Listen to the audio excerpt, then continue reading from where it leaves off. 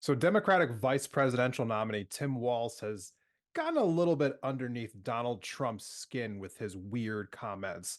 I'm going to show you exactly what I mean and also give you an update on where the 2024 election stands as of today. So, a brief little explainer for those who may not know.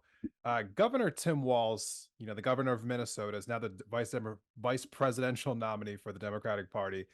This happened about like a month or so ago when Kamala Harris picked him out of a short field of other people that she was considering, like the governor of Pennsylvania, Josh Shapiro, Transportation Secretary Pete Buttigieg, Governor, I think it's Roy Cooper from North Carolina, Senator Mark Kelly of Arizona. She had a little bit of a list of people, ended up going with Walz, and some people were really confused as to why at the time. But, over the course of this video, I'm going to kind of explain why I thought that he was definitely the best choice. And for those of you who thought that maybe another choice was better, I'd love to hear from you in the comments because I've kind of always been on Team Walls here. But with that being said, the weird debates kind of started with him. Um, Tim Walz, made a few appearances back when he was kind of like presenting himself as an option for vice president on like some of the morning shows, CNN, Morning Joe. And so here's a video of the genesis of how this whole like weird trend started. Here's the clip. Not afraid of weird people. We, we're a little bit creeped out, but we're not afraid. It's not about her or her opponent, really. It's no matter what kind of weird stuff they keep saying. Donald Trump has been resorting to some wild lies about my record, and some of what he and his running mate are saying, well, it's just plain weird. Possibility, but it gives him way too much power. Listen to the guy. He's talking about Hannibal Lecter and shocking sharks and just whatever crazy thing pops into his mind. And I thought we just give him way too much credit. And I think one of the things is when you just ratchet down some of the the scariness or whatever and just name it what it is. I got to tell you, Jake, my observation on this is: have you ever seen the guy laugh? That seems very weird to me that an adult can go through 6.5 years of being in the public eye. If he has laughed, it's at someone, not with someone. That is weird behavior. And I don't think you call it anything else. It is simply what we're observing. So it was after a couple of these appearances that Tim Walz was really able to kind of like bust on the scene, make a name for himself, started getting some traction. A lot of people started talking about who he was. And then people started digging up his policies, which we're also going to get into a little bit later in the video. I personally really support Tim Walz. I'm sure just like with any politician, said some questionable things, done some questionable things, what have you. No politician's perfect. I don't even believe in kind of like standing for a politician, but this guy has felt to me like the closest thing to Bernie since Bernie, just kind of given the policies he advocates for and his more down to earth approach that he has, involving politics. So I'm definitely a big, Tim Walz fan. And as I'll show you later, I think a lot of people also are. So, with that being said, Donald Trump has been kind of worried about how popular Tim Walz has been, like over on the Democratic, base side. And this tactic of calling Trump weird has just really gotten underneath his skin. I mean, he seems to be really bothered by it. I've seen multiple clips now of where Trump just seems to be talking about, well, I'm not weird, they're weird. And in fact, just recently when he had his town hall with Sean Hannity, um, he ended up trying to defend himself by saying that, I'm not weird, they're weird. He ends up saying the word weird 22 times in about 36 seconds. Don't take my word for it. Here's the clip of that. There's something weird with that guy. He's a weird guy. JD is not weird. He's a solid rock. I happen to be a very solid rock. We're not weird. We're other things perhaps, but we're not weird. But he is a weird guy. He walks on the stage. There's something wrong with that guy.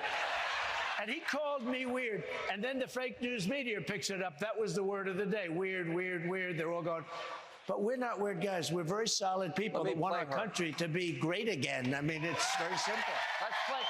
Now, there's been a lot of kind of like Republican cope that's been going on ever since the VPs have been picked, but on both tickets, both for Kamala Harris with Tim Walz and for Donald Trump with JD Vance. They're both trying to make it seem like Tim Walz is somehow like a disastrous pick for Kamala Harris. It's some of the cope that we're hearing from the right wing media sphere, while at the same time downplaying the negativity that's been surrounding JD Vance, saying, "Oh, it's not that big of a deal. It's just a vice presidential pick. Well, it doesn't really matter at all." But of course it matters. If it didn't matter, they would just throw anyone on the ticket because it has no effect on the race. It obviously has an effect on the race. That's why each candidate goes through the process of vetting somebody and trying to figure out exactly who they should pick based on who they think is going to appeal to a broader electorate. It's why Donald Trump chose Mike Pence the first time around, because he wanted to appeal to the evangelical base. Because this is especially after like he was having a hard time trying to like shore up that support after that Access Hollywood tape came out talking about where he could just grab women by the pussy. So this picking the right candidate is definitely a big deal. Tim Walz is being seen as an asset right now, and Donald Trump is trying his best to define Tim Walz as a problem for the Democratic ticket. And in a couple of these videos here, you're going to see that while he desperately wants to make him, a bad thing, calling him different things like Comrade Walz and Tampon Tim, and saying he had stolen valor, a bunch of stuff that's just not landing whatsoever. Here's a couple of videos of Donald Trump, trying his best to make Tim Walz seem like a bad person and failing epically. Tim Walz is the man who's very freakish. He's very freakish. If Comrade Walz and Comrade Harris win this November, the people cheering will be the pink-haired Marxists, the looters, the perverts, the flag burners, Hamas supporters, drug dealers, gun grabbers, and human traffickers. But with a Trump Vance victory, the cheers will come from the police officers, the fire. She's a radical left person at a level that nobody's seen. She picked a radical left man that is, he's got things done that he has positions that are just not, it's not even possible to believe that they exist. He's going for things that nobody's ever even heard of. To say that Donald Trump is desperate to try to find a way to negatively, spin Tim Walz is kind of an understatement. But, to a degree, I kind of want to go back to something that Tim Walz had mentioned in that first video that we saw about him, where he was talking about how it was weird that Donald Trump keeps bringing up Hannibal Lecter. It seems like a little bit of a side tangent to get on, but I definitely, promise there's a reason for this here. So as Tim Walz mentioned that it's kind of weird that Trump keeps bringing up Hannibal Lecter and over again. I want to briefly show you a video of Trump doing that, and then on the other side, we'll talk about like why this is worth bringing up. Here's the clip of that. From prisons, mental institutions, insane asylums. They go crazy when I mention Dr. Hannibal Lecter. You know who that was? They say, why does he keep mentioning Hannibal Lecter? Well, you see, he was a slightly troubled patient in an insane asylum, and he'd love to have you for dinner, you right there. He'd love to have you for dinner.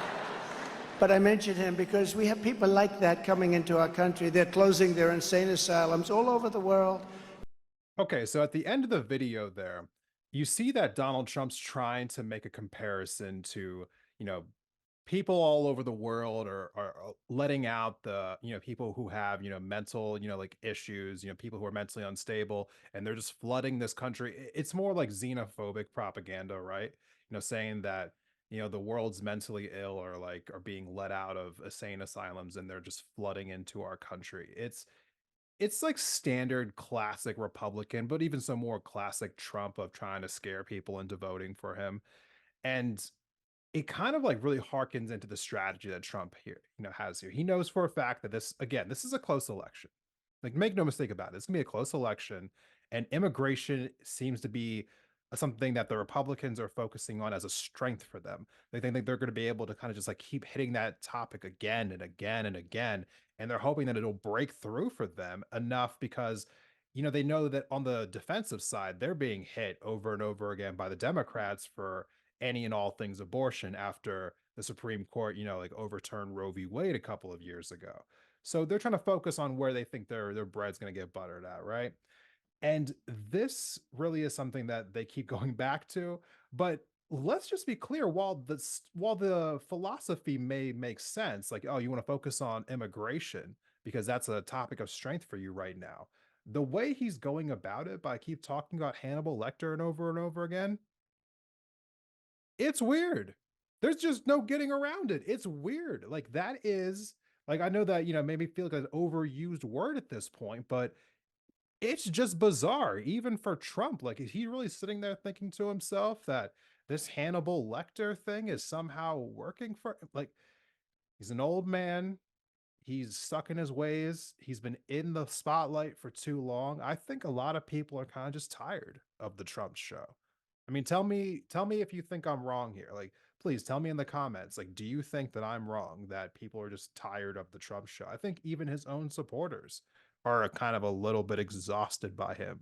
That doesn't mean they're not going to vote for him, but I think they're kind of tired of Trump and of his antics and of his weirdness. I mean, maybe they like not maybe they hate Democrats too much to not vote for him. It doesn't mean that they kind of like really are psyched about Trump again. I cannot stress enough though about just how close this election is going to be. And I kind of want to transition to that really quickly as we're kind of rounding out this episode. This is going to be one of those elections that may even end up being closer than the last one. And the last one, don't get me wrong, while the Electoral College may have looked like a wide gap, it was really a small one. And when you look at the actual voting data, we've talked about this in previous videos, it was a really close election in almost every single of the 7 swing states that are going to be the exact same 7 swing states we need to focus on again this cycle around. And we are going to end up putting this up on the screen here. This is the graphic of where the race currently is, and you can see it in Arizona, in Georgia, in Michigan, in North Carolina, Nevada, Pennsylvania, Wisconsin. We have a bunch of states that are within 3 points. And you got to feel like, to a degree, like Trump is probably a little jarred from all of this. Because when you look at it on the screen again, we will put that back up on the screen here. On July 21st, when Biden was still in the race, Trump was winning all of these states, all 7 of them. And now he's only winning 3 of them, and by not that much. And the ones that Kamala's winning, like they look pretty good. Well, I mean, like, well, Michigan and Wisconsin look pretty good, but the others are really close too. My point is that the minute details are going to be the difference here in this election. And again, one of those minute details might be, how much do you like the ticket in total? And the favorabilities for Trump and for Vance have been in the negatives. Like, people are not a real big fan of this ticket. JD Vance is the most unpopular vice presidential pick in modern history. Meanwhile, we'll put this graphic up on the screen. Tim Walz just happens to be one of the most popular vice presidential picks in American history. And you can see his favorability in all of these states, which are either swing states or swing state adjacent, we could probably call them. But these are his favorability numbers. And I think that that is going to be an asset for this ticket. And you know what? We are coming right down to it right now. Voting's about to start this week, mind you. Put this graphic up on the screen. Um, Early voting for North Carolina starts now. It starts like right now. September 6th, North Carolina mail-in ballots are going out. Like, that is insane, by the way. But I mean, I personally love it. I think that we need more early voting in this country. I think there's nothing wrong with early voting. So I'm a big fan of this, but also that's also it's just such a deviation from what I'm used to seeing. But yeah, September 6th, North Carolina mail-in ballots are going out. You can see from subsequent weeks coming after this, other swing states are going to be starting out their early voting as well. So the election's right around the corner. This is going to be a tight one. I truly believe this is going to be an enthusiasm election. So, which side is going to be able to turn out more voters? I believe Trump's people are going to show up and be there. So I think this really just comes down to a question of whether or not enough Democratic vote turns out. And I don't know. I don't know exactly where it is, but I think we're going to talk about that more in other videos, trying to figure out exactly where this election is, who really has the enthusiasm lead right now. voter registration lead, where some of these swing states might be leaning towards, because I may have some takes that are a little different than other people in the media sphere. But the one thing that I will say is unequivocally is that, Tim Walz, I think that he is going to make a difference in the outcome of this election. I really do. As we kind of like, wrap up here, here's a video of him at a rally recently. And this is why I think that he's such an asset to Kamala Harris and her chance of actually defeating Donald Trump this time around. Here's the clip. This guy has made it clear how he stands. He's sitting down at Mar-a-Lago after he got elected president, and this was his exact quote. He's talking to a bunch of folks at Mar-a-Lago. You're rich as hell, and we're going to give you a tax cut. At the same time, he was telling workers they get paid too much already. That's who this guy is. You tell me who in Wisconsin is sitting around saying, damn, I wish they'd give billionaires tax cuts and screw me over. Damn, I wish they'd take my health care away. I wish they'd underfund my public school. I wish they would make my job more difficult, more dangerous. And then at the end of the day, I wish they'd make me work till I'm 75 years old. No one's saying that. No one's asking for that agenda. What they're asking for is to be treated fairly with dignity. That's what we have. The guy's just good at this. He really is. He is just really good at this. I think, as we get closer and closer to every swing state being able to early vote, I think that really is going to matter for something. How much it matters, who knows? Will it definitely solidify a Kamala win? No, but does it increase her chances? Absolutely. And you know what? At the end of the day, Tim Walz is 100% right about one thing. Donald Trump is very weird. The Republican Party is honestly very weird. These are people who are still going on the 2020 election lie, to which I can make a whole video series about why it is an absolute lie. Absolute lie. But I'll leave you with this. Here is a totally not weird, totally normal video of a Republican blowing up a voting machine because, again, they're totally not the party full of weirdos.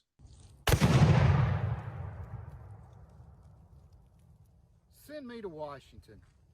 I'll fix this election. I'll get to the bottom of 2020, and I will fight for Trump's America First agenda. Thank you for watching this video of Independent Thought. If you liked the conversation, please go ahead and give the video itself a like, and be sure to subscribe for future episodes on the channel.